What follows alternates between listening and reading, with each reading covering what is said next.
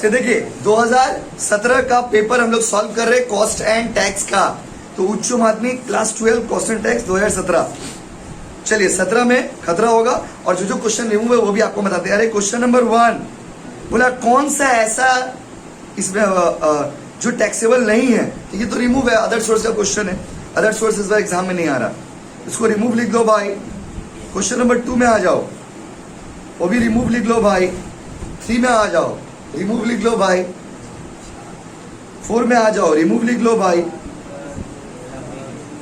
देखिए अच्छा आप सोचते होंगे आप एक बार में क्यों नहीं बताते, देखिए एक बार में कैसे बताते हैं, बोलिए पढ़ना पड़ेगा ना क्वेश्चन को, बिना पढ़े बता देंगे तो जो है वो भी रिमूव कर दीजिएगा। 5 में आइए, under income tax, income tax के नजरिए से कैपिटल एसेट का मतलब क्या होता है। इनकम टैक्स के नजरिए से कैपिटल एसेट शॉर्ट टर्म हो सकता है, लॉन्ग टर्म हो सकता है, ये डिपेंड करता है उसका कॉस्ट पर, सेलिंग प्राइस पर, पीरियड ऑफ होल्डिंग पर, अभी पढ़ाई थे पीरियड ऑफ होल्डिंग पर, या नन ऑफ दीज अभी तो पढ़ाई। कैपिटल एसेट शॉर्ट टर्म होगा कि लॉन्ग टर्म, ये डिपेंड करता है उसका होल्डिंग पर, किस पर बाबू। तो आंसर देख लीजिए, ऑप्शन बता रहे हैं, आंसर होगा सी। 5 का आंसर होगा सी, 5 का आंसर होगा सी।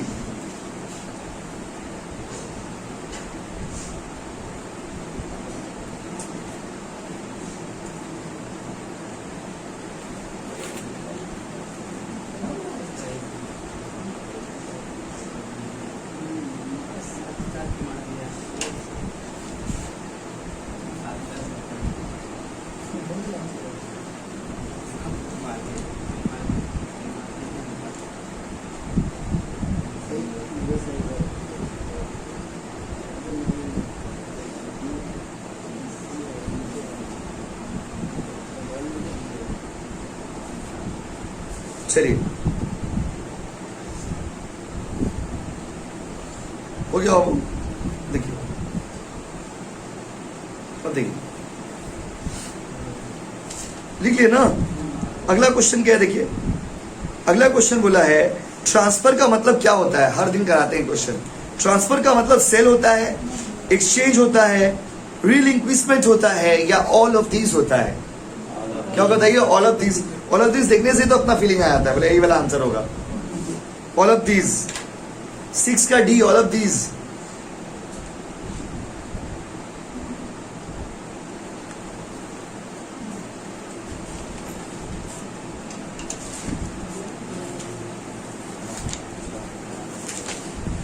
अब आ जाइए क्वेश्चन में, अगला क्वेश्चन पेपर है आपका 17 में क्वेश्चन नंबर है आपका कितना बाबू बताइए, 6 ना कि 7 में बोला Alok Ghosh. Alok Ghosh purchase a land in Kolkata. Alok नाम का व्यक्ति है जो जमीन खरीदा है कोलकाता में, 16 अप्रैल को जमीन खरीदा है। इस लैंड को शॉर्ट टर्म कैपिटल एसेट कब बोलेंगे, जब 1 साल से कम के, देखो जब 36 महीना से कम के अंदर बेचेंगे। बोला है इस लैंड को शॉर्ट टर्म कैपिटल एसेट कब बोलेंगे। इस लैंड को शॉर्ट टर्म कैपिटल एसेट बोलने के लिए इसका ट्रांसफर कितना दिन के अंदर होना चाहिए बताइए, 36 महीना। कितना दिन बाबू, 36 महीना। तो अगर ये 36 महीना से,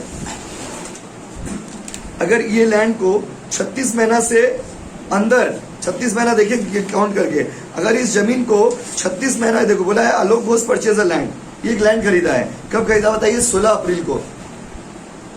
इस लैंड को शॉर्ट टर्म कब बोलेंगे, जब इसको हम लोग बेचेंगे। कितना तारीख से पहले बताइए, यही पूछा है कितना तारीख से पहले बेचेंगे। देखो तो आप काउंट करके देखिए, 3 साल के अंदर अगर बेचा होगा तो शॉर्ट टर्म होगा। तो बोला कौन सा डेट से पहले बेचेंगे जिससे कि वो शॉर्ट टर्म हो जाएगा बताइए। देखिए 1/1/2016 करेंगे तो 4 साल हो जाएगा। 1/1/2016 करेंगे, 12 से 16 कितना साल होगा जी, होगा ना। 1/7/2015 करेंगे तो भी 4 साल हो, 3 साल से ज्यादा हो जाएगा, यस और नो। 31/1/2016 करेंगे तो भी 3 साल से ज्यादा हो जाएगा, यस और नो। तो आपको 1/4/2015 आंसर होगा, 1/4/2015। 1/4/2015 तक अगर ट्रांसफर करेंगे तो शॉर्ट टर्म होगा। कहे 16 अप्रैल से 1 अप्रैल 2015 तक 3 साल का अंदर हो जाता है। 36 महीना से अंदर होगा ना बाबू, तो ये शॉर्ट टर्म हो जाएगा। कितना नंबर बोलिए तो 7 का ए, 7 का ए। 3 साल है ना पीरियड ऑफ होल्डिंग, कितने साल है बोलो, 3 साल। 10 क्वेश्चन इससे रहेगा, एक तो लॉन्ग क्वेश्चन रहेगा और 6 एमसीक्यू इस चैप्टर से रहेगा ही।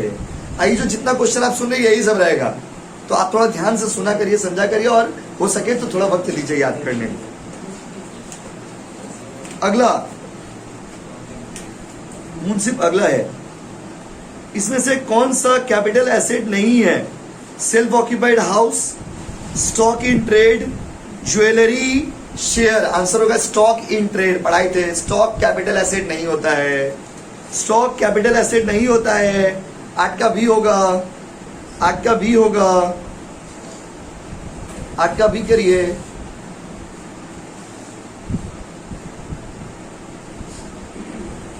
नाइन में आइए।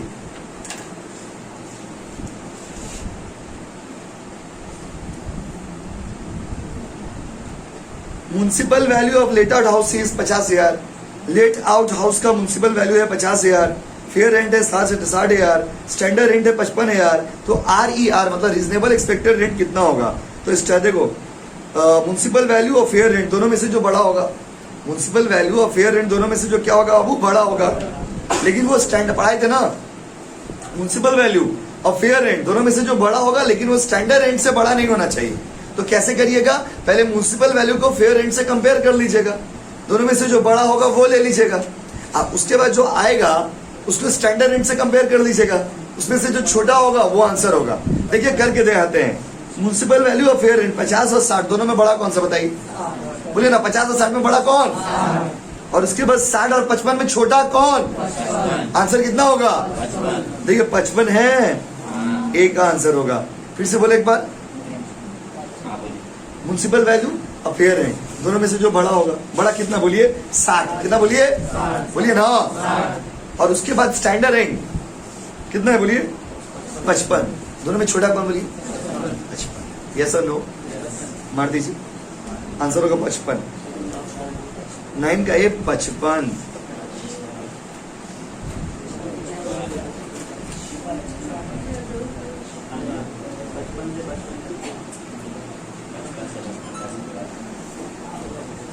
अगला क्वेश्चन आइए, बोला है टोटल म्युनिसिपल टैक्स। अगला क्वेश्चन बोला है टोटल म्युनिसिपल टैक्स जो है उसका प्रॉपर्टी का दिया हुआ है इसमें। देखिए बोला है total municipal tax self occupied house का 20,000 है। 20,000 कितना बाबू? 20,000। अगर मालिक 60% पे किया है, टोटल म्युनिसिपल टैक्स है 20,000, अगर मालिक 60% पे किया है ड्यूरिंग प्रीवियस ईयर, पिछला साल कौन सा साल? पिछला साल। तो बोला बताइए म्युनिसिपल टैक्स का छूट कितना मिलेगा? बोला है अगर म्युनिसिपल टैक्स में, देखिए सेल्फ ऑक्यूपाइड हाउस है, सेल्फ ऑक्यूपाइड हाउस है, उसका ऊपर म्युनिसिपल टैक्स पे किए हैं हम लोग, कितना परसेंट बोलिए? 60%। तो बोला बताइए म्युनिसिपल टैक्स का ऊपर डिडक्शन कितना होगा? म्युनिसिपल टैक्स का ऊपर डिडक्शन कितना होगा? तो बच्चों, भाई और बहनों, टोटल वैल्यू कितना है? 20,000। 20,000 का 60% निकलते हैं ना हम लोग। लेकिन ध्यान से सुनिए, जब आपका सेल्फ ऑक्यूपाइड हाउस रहेगा तो 20,000 का 60% कितना होगा? 12,000 होगा। देखिए ऑप्शन में 12,000 दिया हुआ ना, लेकिन ये आंसर नहीं है, ये आंसर नहीं है। लेकिन आपको एग्जाम में चकमा देगा। पेपर बनाने वाला लोग ना विद्वान लोग होते हैं। अच्छा देखिए, एग्जाम आंसर देना बहुत आसान है, हम आपको आंसर बता रहे हैं तो ये बहुत बड़ा काम नहीं है, ये कोई बहुत बड़ा काम नहीं है। आंसर आप भी बता सकते हैं, कोई भी बता सकता है, लेकिन सबसे बड़ा काम होता है क्वेश्चन पेपर बनाना। समझे? क्वेश्चन पेपर बनाना, वो भी स्टैंडर्ड पेपर बनाना। ये लोग जो पेपर बनाते हैं, लोग हार्ड नहीं बनाते, ये लोग ना आपका साइकोलॉजी से, आपका दिमाग से खेलते हैं। जैसे 20,000 रहेगा, 60% बच्चा बोला ये तो मार कैलकुलेटर में 20 × 60 आंसर कितना? 12,000। आपको ऑप्शन में 12,000 है भी, आप बोले यस मेरा सही हो गया। बाहर में आके एकदम पगला की तरह पार्टी कर रहे हैं आप, मेरा एग्जाम बहुत हेवी गया, सही है मेरा सब आंसर। बाद में देखिए काट कूट के 10-15 हो गया। कहे ऐसे लोग ना आपके साथ चकमा करेगा, गेम करेगा, आपको भ्रमित नहीं होना है। याद रखिएगा, सेल्फ ऑक्यूपाइड हाउस में, सेल्फ ऑक्यूपाइड हाउस में कोई म्युनिसिपल टैक्स नहीं निकलता है। सेल्फ ऑक्यूपाइड हाउस में कोई म्युनिसिपल टैक्स नहीं निकलता है। सेल्फ ऑक्यूपाइड हाउस में कोई म्युनिसिपल टैक्स नहीं निकलता है। तो आंसर होगा इसका क्या बोलिए? नील। नील वाला ऑप्शन है, देखिए नो है ना ऑप्शन में, no deduction will be allowed for municipal tax. मारिए डी। कितना ऑप्शन, कितना नंबर ऑप्शन में? डी नंबर ऑप्शन में।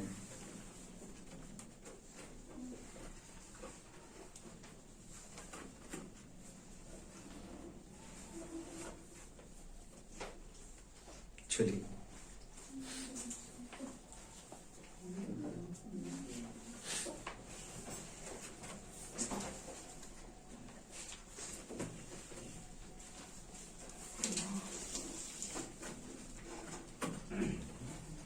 हो गया बाबू?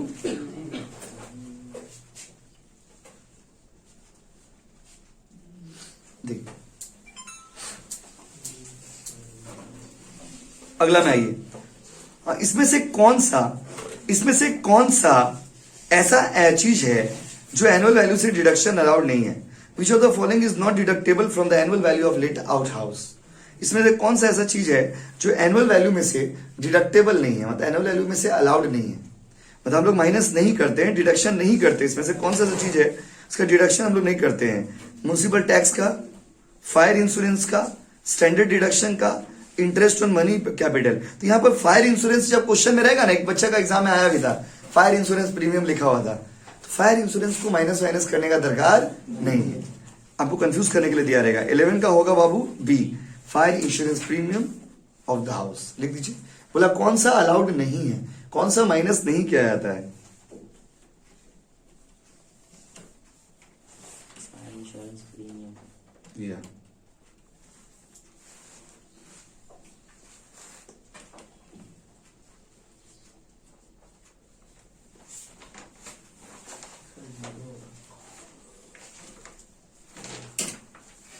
चलिए अगला क्वेश्चन में बोला है annual value of self occupied house property is always. Self occupied house का ना बाबू, जिस सेल्फ ऑक्यूपाइड मतलब जिस घर में आप खुद रहते हैं, तो सेल्फ ऑक्यूपाइड हाउस का एनुअल वैल्यू जो है वो हमेशा ही नील आता है। क्या आता है बताइए? नील है ऑप्शन में, बताइए। जीरो है, जीरो मार दीजिए, जीरो मार दीजिए, जीरो मार दीजिए। रिमूव है।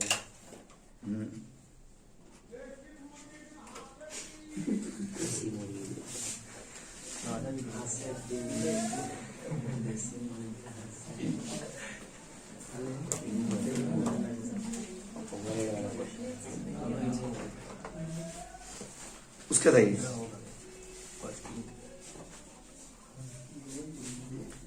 उसका बताइए 13 नंबर जो है वो रिमूव है।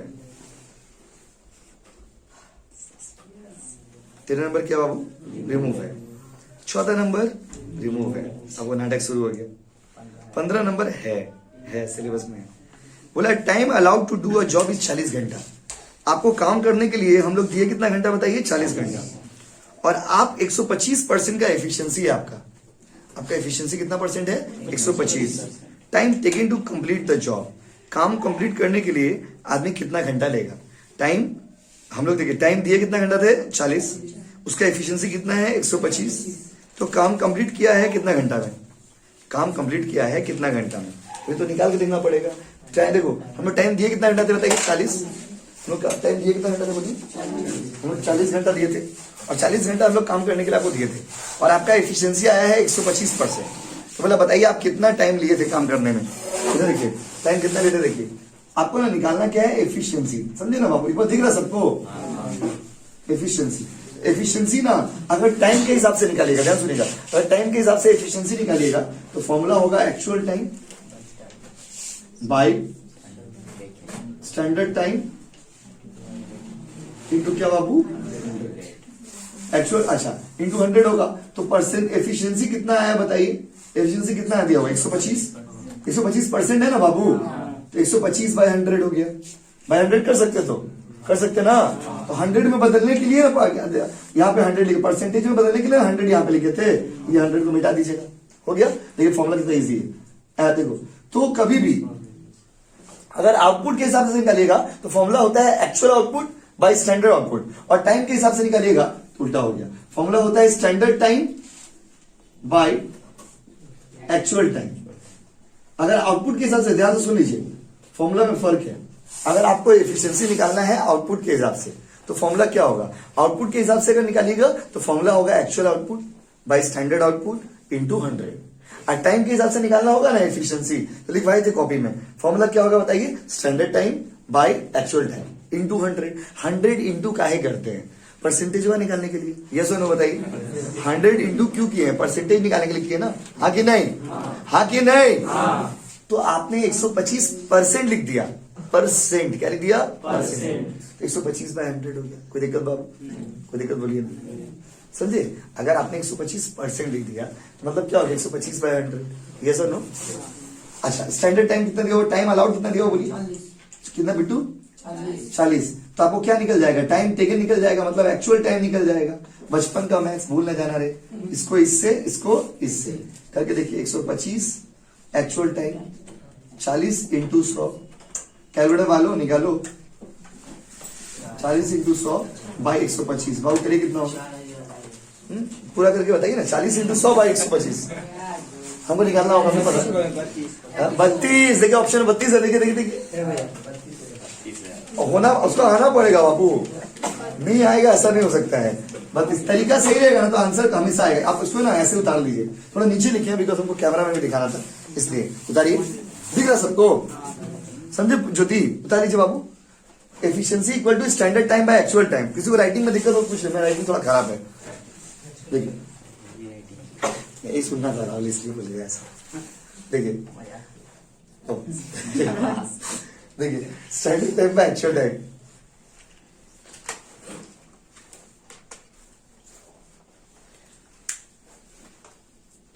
गौरव रोहित बहुत हसन करता है। गौरव तो गाँव चला गया, नहीं डेट हो गया। मतलब हम लोग एक हिसाब से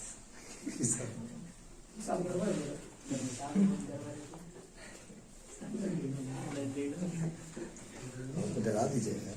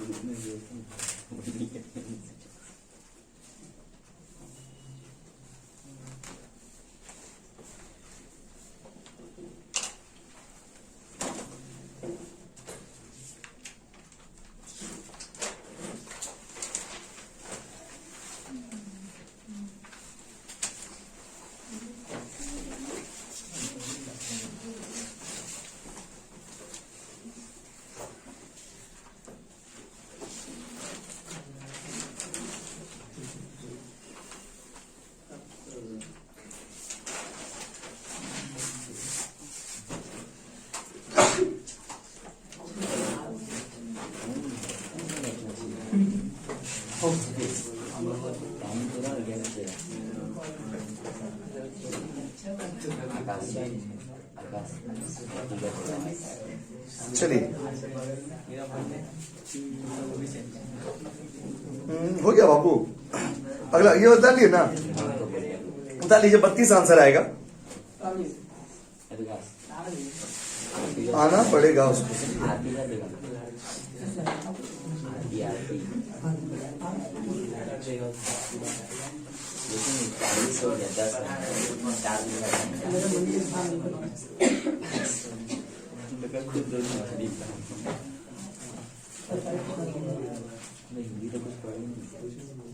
चलिए देखिए,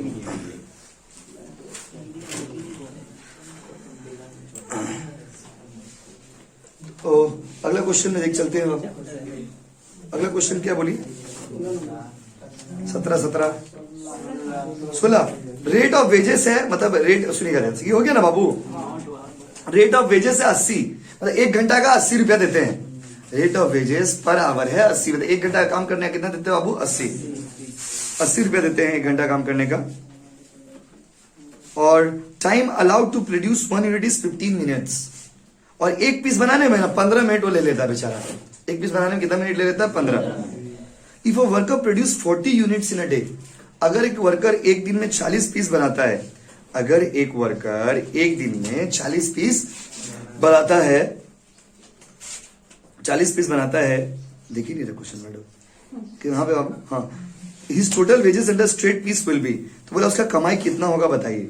देखिए ध्यान से समझिए, बोला है रेट ऑफ वेजेस है 1 घंटा का देते हैं 80 रुपया, और टाइम अलाउड है 15 मिनट। 15 मिनट मतलब एक पीस बनाने के लिए 15 मिनट देते हैं। तो बोला बताइए अगर एक वर्कर एक दिन में 40 पीस बनाता है, अगर एक वर्कर एक दिन में 40 पीस बनाता है, तो बोला बताइए उसका वेजेस टोटल कितना होगा, मतलब टोटल उसका कमाई कितना होगा स्ट्रेट पीस मेथड में। स्ट्रेट पीस मेथड का मतलब क्या हो गया बोलिए तो? स्ट्रेट पीस मेथड का मतलब हो गया पीस रेट। पीस रेट का फॉर्मूला क्या है?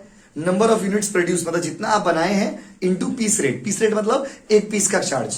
तो एक पीस का चार्ज पहले निकाल लेंगे। एक पीस का चार्ज कैसे निकालता है? एक पीस का चार्ज निकालने का तरीका होता है आवरली प्रोडक्शन, मतलब एक घंटा का प्रोडक्शन डिवाइडेड बाय एक घंटा का वेजेस डिवाइडेड बाय एक घंटा का प्रोडक्शन। एक घंटा में उसको कितना रुपया दे रहे हैं डिवाइडेड बाय एक घंटा में वो कितना पीस बना रहा है, उसको डिवाइड करेंगे तो हम लोग का पीस रेट आ जाएगा। पीस रेट समझते हैं? एक पीस का दाम आ जाएगा, और एक पीस का दाम आएगा तो 40 से गुना करेंगे तो आंसर आ जाएगा। पर सवाल ये कि एक पीस का दाम निकलेगा कैसे? आज जब सम्स क्लास में किए थे तब आप देखना मेरा कॉपी में होगा कि हम लोग पीस रेट, हर सम्स में ना पीस रेट निकालते थे। हर सम्स में कौन सा रेट निकालते थे? Piece rate. कौन सा रेट बाबू? Piece rate. क्या निकालता था खास? Piece rate. देखिए पीस रेट का फॉर्मूला क्या बाबू? पीस रेट का फॉर्मूला होता है, आप लोग बताना, hourly wages by hourly production. नहीं, प्रोडक्शन। आवरली क्या बाबू? प्रोडक्शन। आवरली वेजेस मतलब एक घंटा का कितना रुपया दे रहे हैं आप? क्वेश्चन में दिया हो, देखिए एक घंटा का नालायक को कितना रुपया दे रहे हैं? 80। देख रहे, अगर ये सब चीज बिना सॉल्व किया आप एग्जाम में जाओगे ना, नहीं होगा असल, क्योंकि प्रैक्टिकल चीज है ना, पेपर है ना, क्वेश्चन के हिसाब से सॉल्व करना पड़ेगा। एक घंटा का कितना रुपया दे रहे? सबको दिखा 80, समझे? एक घंटा का कितना रुपया दे रहे? तो एक घंटा में कितना पीस बना रहा है वो निकालना होगा। तो देखिए एक घंटा में कितना पीस बना रहा है वो कैसे निकालेंगे? तो बोला है एक पीस बनाने में 15 मिनट लगता है। कितना मिनट लगता है? एक पीस बनाने में कितना मिनट लगता है? तो प्रकाश एक घंटा में कितना मिनट होता है? 60। तो देखिए उसका आवरली प्रोडक्शन एक घंटा में कितना पीस बनाएगा भैया? एक देखो, एक घंटा में होता है 60 मिनट और एक पीस बनाने में तुमको लगता है 15 मिनट। इसका मतलब तुम एक घंटा में बनाते हो कितना पीस? यस और नो? यस और नो? और एक घंटा में बनाते हो 4 पीस, एक घंटा का देते हैं 80 रुपया, तो एक पीस पे कितना कमाते हो? लेकिन ये पूछा नहीं है क्वेश्चन में। क्वेश्चन में बोला उसका एक्चुअल कमाई कितना होगा। तो टोटल कितना पीस बनाया? 40 पीस, और एक पीस का रेट कितना है? 20। कितना बोलिए? 800। ऑप्शन में है कहीं पे? देखिए बना देंगे तो आंसर उसको आना पड़ेगा। इधर देखिए प्लीज, देखिए हरवाई मत, हरवाई में मेन सम्स में किए थे। बात देखिए, कोई प्रॉब्लम समझिए, स्कूल का एग्जाम का लायक बहुत पढ़ा दिया आपको, तो स्कूल एग्जाम का छाप नहीं है। स्कूल का एग्जाम का रिजल्ट का कोई बहुत ज्यादा इंपॉर्टेंस नहीं है, बस समझिए, वो आप लोगों को डराने के लिए ऐसा बोला गया था, बस समझिए। तो अभी करना क्या है, आपका जो फाइनली जो बोर्ड्स देंगे, और सबसे अच्छी चीज जब स्कूल वाला लोग का हाथ में मार्क्स रहेगा ना, तो स्कूल वाला लोग अच्छा ही मार्क्स देता है, याद रखिएगा। हर स्कूल अपना बच्चे लोग को ना, जैसे अगर आप मान लीजिए सेंटर दिया, एक एग्जाम्पल दे रहे, सेंटर एग्जाम दिया और सेंटर में आपका मार्क्स आया मान लीजिए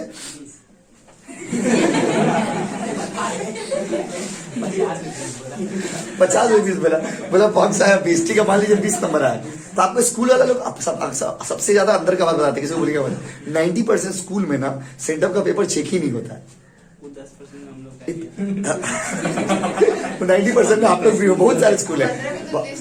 वही तो लिस्ट, जब स्कूल वाला बोलता है ना लिस्ट देंगे, उसमें आपको अपना एक्सपीरियंस से बताते हैं, क्योंकि मेरा एक्सपीरियंस है बस, प्रैक्टिकल थियोरेटिकल। एक तो पहले सुनते थे, फिर अपना जब स्कूल में पढ़ाते थे तो देख भी लिए, बस में ना रियल लाइफ में पेपर, अभी भी मैं घर में पेपर पढ़ा हुआ है, बस में अपना पेपर बता रहे, अभी मेरा घर में BSTD का पेपर पढ़ा हुआ है, चेक नहीं हुआ, और बच्चों का रिजल्ट भी निकल गया 11 का। कैसे निकल गया? जब हम पेपर देखिए, साइंटिफिक प्रूफ, अगर हम चेक ही नहीं किए तो रिजल्ट कैसे मार्क्स भी आ गया 70, 80, 75, कैसे आ गया भगवान जाने। तो यहाँ पर लॉजिक क्या बोली, तो लॉजिक ये सेंटर का पेपर वो चेक करते नहीं उतना, क्या है, पेपर चेक करना सबसे बोरिंग काम है, इसलिए कोचिंग में भी टेस्ट होता है तो पेपर का भी चेक नहीं होता है, क्या है, बहुत बोरिंग काम है चेक करना, समझे ना, तो टीचर लोग को फीलिंग नहीं आता है। अब बोर्ड वाला पेपर वो लोग चेक करते हैं, वहां पे 2 रुपया मिलता है, बोर्ड वाला पेपर में 2 रुपया मिलता है एक पेपर चेक करने का, तो अगर हमको कोई बोला हम 2 रुपया देंगे तो लाओ चेक कर दे रहे, समझिए। तो आप लोग का सेंटर उसमें क्या है, तो जो भी आपका मार्क्स आएगा ना, उसमें जब स्कूल वाला लोग को बोलेगा कि आप लोग मार्क्स दीजिए, तो लोग ज्यादा करके ही मार्क्स देंगे। जैसे प्रोजेक्ट 20 में प्रोजेक्ट में आप लोग को कितना भी कम देगा, तो 15-16 तो दे ही देता है हर स्कूल में, तो 15-16 से तो कम नहीं देगा, 15-16 का कम मार्क्स नहीं हुआ, तो अगर मान लिया 80% भी देता तो क्या फर्क है। तो लास्ट ईयर में जो रिजल्ट निकला था ना, उसमें ना बच्चा लोग को 2 बेसिस बनाया गया था, एक तो 11 का रिजल्ट एग्जाम नहीं हुआ था, लेकिन इस बार एग्जाम हुआ, क्योंकि इस बार सब कुछ नॉर्मली हो गया है, सारा एग्जाम चल रहा है, सब चीज का एग्जाम हो रहा है, तो बोर्ड एग्जाम तो होना ही है पक्का। तो क्या बोली, तो लास्ट ईयर में जब मार्क्स दिया ना, तो एक 2 मिनट की बात पड़ी थी, लास्ट ईयर में एक तो बेसिस बनाया गया था 11 का रिजल्ट, तो 11 वाला स्कूल वाला लोग मार्क्स दिया, गलत बोलना चीज गलत है, हर स्कूल अपना बच्चे लोग को मार्क्स दिया ज्यादा करके, जितना डिजर्विंग। आपको लड़का नालायक है, उसको 90% तो नहीं दे देगा ना, लेकिन उसको भी 60% 70% दिया, लेकिन बच्चे लोग का जो पुराना पाप था वो तो खराब था, माध्यमिक का मार्क्स, तो माध्यमिक का मार्क्स को बेस बना दिया, बोला 50% माध्यमिक का मार्क्स ले लेंगे, तो जो माध्यमिक का मार्क्स थे ना, वहां से बच्चा लोग बोल्ड आउट हो गया कि माध्यमिक में खराब मार्क्स था ना, माध्यमिक में बच्चे लोग का मार्क्स क्या था? खराब। अब देखिए ना 10 वाला लोग को मार्क्स बहुत मिला, क्यों पता है? क्योंकि 10 वाला लोग में दो ही चीज बेसिस था, 9 का मार्क्स और 10 का प्रोजेक्ट। तो 9 का मार्क्स स्कूल दिया, 10 का प्रोजेक्ट स्कूल दिया। बगल में एक स्कूल है, नाम नहीं रह सकता, कैमरा में पढ़ा रहे इसीलिए। बगल में एक स्कूल है, उस स्कूल का मेरे पास बच्चे लोग पढ़ते, पूरा बैच है, सबका 90% आया हुआ। बस समझे ना, सब बच्चा का 90% आया, सब बच्चा का 90% आया। क्यों? क्योंकि स्कूल वाला मार्क्स दिया, इसीलिए। आप समझ रहे हम क्या बोले? जिस स्कूल में मार्क्स नहीं दिया उस स्कूल में भी 70% 80% मार्क्स आया। लेकिन 11 वाला लोग का जो पुराना पाप था 12 वाला लोग का, वो कैसे धुलेगा? राम तेरी गंगा मैली हो गई। तो वो लोग का जो 10 वाला जो मार्क्स था, 10 वाला मार्क्स समझ रहे ना आप? 10 का मार्क्स हम लोग कॉमर्स लिए, 10 का मार्क्स खराब था। अब वही चीज जो गड़बड़ हो गया, समझे? जिसका साइंस वाला लोग को अच्छा मार्क्स मिला, इसीलिए चाप आपको लेना नहीं है, समझे ना? आपको चाप ये लेना है कि फाइनली बोर्ड समझ के करना है। क्यों? क्योंकि फाइनली आपको टारगेट ये करना है कि बोर्ड्स में हमको अच्छा परसेंटेज लाना है। इतना परसेंटेज लाइएगा, कम से कम 60% सबको लाना है, कम से कम। ज्यादा जितना लाए, हम कम से कम का बात करें। क्यों? 60% से कम लाइएगा ना तो फिर कोई स्कॉलरशिप नहीं मिलेगा। और कोशिश करिएगा अगर हो सके तो 75% टारगेट करेंगे। 75% आप सोचते हो, सुन के लगता हो बाबा इतना बोल रहे हैं आप, 75% बहुत ज्यादा नहीं। आप एग्जाम देंगे ना पता चलेगा आपको। आप लोग देखना अपना मार्क्स, क्योंकि उच्च माध्यमिक में चेकिंग बहुत अच्छा होता है पेपर, और पेपर भी इजी आएगा, बहुत सारी चीज पढ़ाया हुआ सबसे आएगा। तो आप क्या करिएगा, कोशिश करिएगा कि मिनिमम 75 पे लाइएगा ना, उसका बेनिफिट आपको कितना स्कॉलरशिप मिलेगा। आप पैसा लेते लेते थक जाइएगा, हाथ भर जाएगा पैसा से आपका। 75% इतना पैसा मिलेगा आपको सरकार से हर साल, 12,000 15,000, बस जहां देखिएगा पैसा ही नजर आएगा आपको। तो पैसा कमाने के लिए भी 75% लाना होगा भाई। तो ये समझे कैसे भाई? देखो बाबू, भाई और बहनों, देखिए पीस रेट का फॉर्मूला होता है hourly wages by hourly production. Hourly wages दिया हुआ है 80, लेकिन आवरली प्रोडक्शन नहीं दिया हुआ है। तो आवरली प्रोडक्शन कैसे निकालेंगे बताइए? आवरली प्रोडक्शन निकालेंगे 60। सर 60 कहां से आया? 1 घंटा में 60 मिनट होता है, समझने के लिए उतार लीजिएगा, याद रहेगा। और 1 घंटा में कितना पीस बना है? 15। तो एक पीस का दाम कितना हो गया? 4। कितना हो गया बाबू? मतलब 1 घंटा में कितना पीस बना है? 4। 1 घंटा में 4 पीस बनाते हैं, वो 1 घंटा का 80 रुपया देते हैं। तो बताओ ना, एक पीस पे कितना मिलता है तुमको? 20, और 40 इंटू 20 टोटल निकालना था। कितना ये बताइए? 800। छापो छापो ग्राहक छापो, बताइए ना। नहीं बताइए बाबू, पैक भी कर दिया आप। अभी तो देरी है, 5 मिनट आप बनाएंगे। अपना एक्सपीरियंस से बैग बंद कर दी हमने ना, इतना एक्सपीरियंस हो गया, अपना एक्सपीरियंस से बैग बंद कर दी।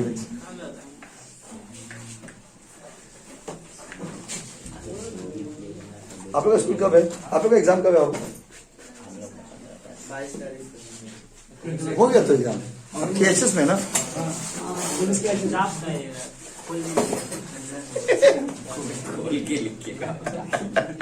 अरे नहीं, ऐसा नहीं है। आप लोग का बाबू का 22 कल से ना, कल से एग्जाम है आप लोग का। लिख छोड़ के मत आए, खाली मत छोड़ के आइएगा, लिख के आइएगा, समझे ना? इकोनॉमिक्स तो नहीं है ना आप लोग का? आप लोग का दोनों तीनों का तो किसी का इकोनॉमिक्स नहीं। तो कल इकोनॉमिक्स है क्या? स्कूल का एग्जाम वेडनेसडे से एग्जाम स्टार्ट है। कल एग्जाम नहीं, कल जाना नहीं आप लोगों को। एक दिन में 2 एग्जाम हो रहा है आप लोग का भी ना? एक आप लोग का एक दिन में 2 एग्जाम। अच्छा है, अपना देखिए खत्म करे फालतू का। 2 बार जाइएगा आइएगा, भाड़ा भी तो लगता है जाने।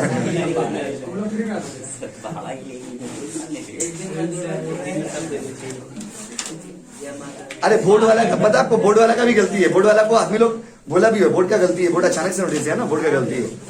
बंगाल बोर्ड का बोर्ड नोटिस दिया वाला एग्जाम ले लीजिए, एक बात हुआ। अब पहले बोर्ड आपको बताते, पहले जब निकाला था ना नोटिस, उसमें बोर्ड वाला बोला था कि एग्जाम लेना जरूरी नहीं है, स्कूल चाहे तो ले सकता, आपको बताए भी थे। और अभी बोर्ड वाला अचानक से बोला ले लेंगे तो अच्छा रहेगा, ये क्या बात हुआ? मतलब ये लोग क्या है ना, ये लोग मतलब शर्माता बहुत है बोर्ड वाला लोग बोलने में। बंगाल बोर्ड वाला जो है ना, लोग लाज बहुत रखता है, बोल के भाग जाता है बात। अब वही अगला क्वेश्चन आइए, इसका आंसर कितना है बताइए? अच्छा अगला दिन ही करेंगे क्या? रहने दीजिए तब, चलो बंद कर लिए देख के पहले से। इसके आगे अगले दिन करेंगे, रहने दीजिए।